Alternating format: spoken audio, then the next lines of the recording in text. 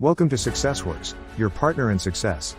If you are someone seeking success in your life and career, subscribe to our channel, and use our videos to get some great inputs on how to earn more money and live a better life. When aspiration is united to concentration, the result is meditation. When a man intensely desires to reach and realize a higher, purer, and more radiant life than the merely worldly and pleasure-loving life, he engages in aspiration, and when he earnestly concentrates his thoughts upon the finding of that life, he practices meditation. Without intense aspiration, there can be no meditation. Lethargy and indifference are fatal to its practice. The more intense the nature of a man, the more readily will he find meditation, and the more successfully will he practice it. A fiery nature will most rapidly scale the heights of truth in meditation, when its aspirations have become sufficiently awakened. Concentration is necessary to worldly success. Meditation is necessary to spiritual success. Worldly skill and knowledge are acquired by concentration. Spiritual skill and knowledge are acquired by meditation. By concentration, a man can scale the highest heights of genius, but he cannot scale the heavenly heights of truth. To accomplish this, he must meditate. By concentration, a man may acquire the wonderful comprehension and vast power of a Caesar. By meditation, he may reach the divine wisdom and perfect peace of a Buddha. The perfection of concentration is power. The perfection of meditation is wisdom. By concentration, men acquire skill in the doing of things of life, in science, art, trade, etc. But by meditation, they acquire skill in life itself, in right living, enlightenment, wisdom, etc.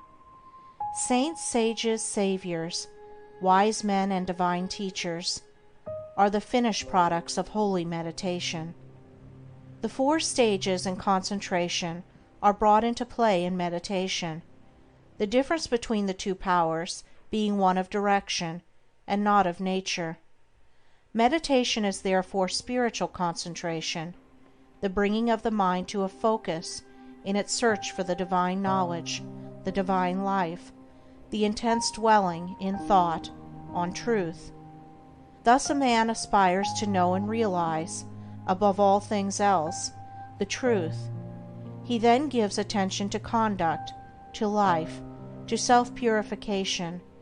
Giving attention to these things, he passes into serious contemplation of the facts, problems, and mystery of life. Thus contemplating, he comes to love truth so fully and intensely as to become wholly absorbed in it. The mind is drawn away from its wanderings in a multitude of desires, and solving one by one the problems of life, realizes that profound union with truth which is the state of abstraction, and thus absorbed in truth, there is that balance and poise of character, that divine action and repose, which is the abiding calm and peace of an emancipated and enlightened mind.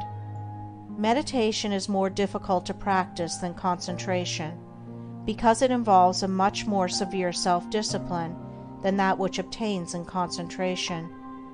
A man can practice concentration without purifying his heart and life, whereas the process of purification is inseparable from meditation.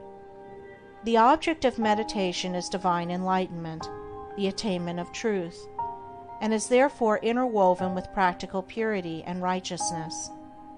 Thus while, at first, the time spent in actual meditation is short, perhaps only half an hour in the early morning, the knowledge gained in that half hour of vivid aspiration and concentrated thought is embodied in practice during the whole day. In meditation, therefore, the entire life of a man is involved, and as he advances in its practice, he becomes more and more fitted to perform the duties of life in the circumstances in which he may be placed, for he becomes stronger, holier, calmer, and wiser. The principle of meditation is twofold. namely: 1. Purification of the heart by repetitive thoughts on pure things. 2. Attainment of divine knowledge by embodying such purity in practical life. Man is a thought being, and his life and character are determined by the thoughts in which he habitually dwells. By practice, association, and habit, thoughts tend to repeat themselves with greater and greater ease and frequency, and so fix the character in a given direction by producing that automatic action which is called a habit. By daily dwelling upon pure thoughts, the man of meditation forms the habit of pure and enlightened thinking, which leads to pure and enlightened actions and well-performed duties.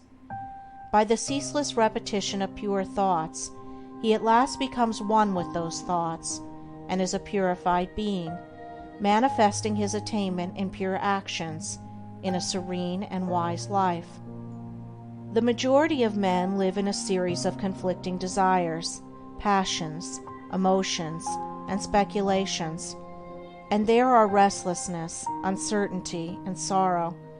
But when a man begins to train his mind in meditation, he gradually gains control over this inward conflict by bringing his thoughts to a focus upon a central principle. In this way, the old habits of impure and erroneous thought and action are broken up, and the new habits of pure and enlightened thought and action are formed. The man becomes more and more reconciled to truth, and there is increasing harmony and insight, a growing perfection and peace. A powerful and lofty aspiration towards truth is always accompanied with a keen sense of the sorrow and brevity and mystery of life, and until this condition of mind is reached, meditation is impossible. Merely musing, or whiling away the time in idle dreaming, habits to which the word meditation is frequently applied, are very far removed from meditation in the lofty spiritual sense which we attach to that condition. It is easy to mistake reverie for meditation. This is a fatal error which must be avoided by one striving to meditate. The two must not be confounded. Reverie is a loose dreaming into which a man falls. Meditation is a strong, purposeful thinking into which a man rises. Reverie is easy and pleasurable. Meditation is at first difficult and irksome. Reverie thrives in indolence and luxury. Meditation arises from strenuousness and discipline. Reverie is first alluring, then sensuous, and then sensual. Meditation is first forbidding, then profitable, and then peaceful. Reverie is dangerous. It undermines self-control. Meditation is protective. It establishes self-control. There are certain signs by which one can know whether he is engaging in reverie or meditation. The indications of reverie are: 1. A desire to avoid exertion. 2. A desire to experience the pleasures of dreaming. 3. An increasing distaste for one's worldly duties. 4. A desire to shirk one's worldly responsibilities. 5. Fear of consequences. 6. A wish to get money with as little effort as possible. 7. Lack of self-control. The indications of meditation are: 1. Increase of both physical and mental energy. 2.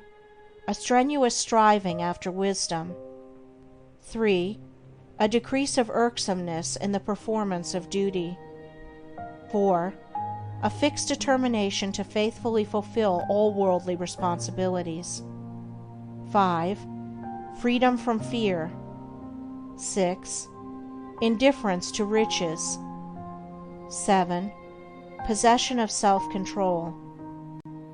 There are certain times, places, and conditions in and under which it is impossible to meditate, others wherein it is difficult to meditate, and others wherein meditation is rendered more accessible, and these, which should be known and carefully observed, are as follows: Times, places, and conditions in which meditation is impossible.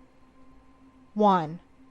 At or immediately after meals. 2. In places of pleasure. 3. In crowded places. 4. While walking rapidly. 5. While lying in bed in the morning. 6. While smoking. 7. While lying on a couch or bed for physical or mental relaxation. Times, places, and conditions in which meditation is difficult. 1. At night. 2. In a luxuriously furnished room. 3. While sitting on a soft, yielding seat. 4. While wearing gay clothing. 5. When in company. 6. When the body is weary. 7. If the body is given too much food.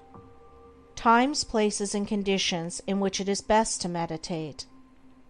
1. Very early in the morning. 2. Immediately before meals. 3. In solitude. 4. In the open air or in a plainly furnished room. 5. While sitting on a hard seat. 6. When the body is strong and vigorous. 7. When the body is modestly and plainly clothed.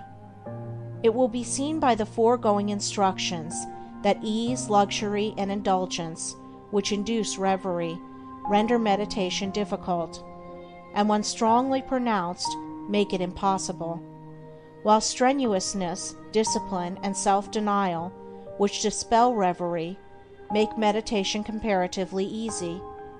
The body too should be neither overfed nor starved, neither in rags nor flauntingly clothed. It should not be tired, but should be at its highest point of energy and strength, as the holding of the mind to a concentrated train of subtle and lofty thought requires a high degree of both physical and mental energy. Aspiration can often best be aroused and the mind renewed in meditation by the mental repetition of a lofty precept, a beautiful sentence or verse of poetry. Indeed, the mind that is ready for meditation will instinctively adopt this principle. Mere mechanical repetition is worthless, and even a hindrance. The words repeated must be so applicable to one's own condition that they are dwelt upon lovingly and with concentrated devotion. In this way, aspiration and concentration harmoniously combine to produce, without undue strain, the state of meditation.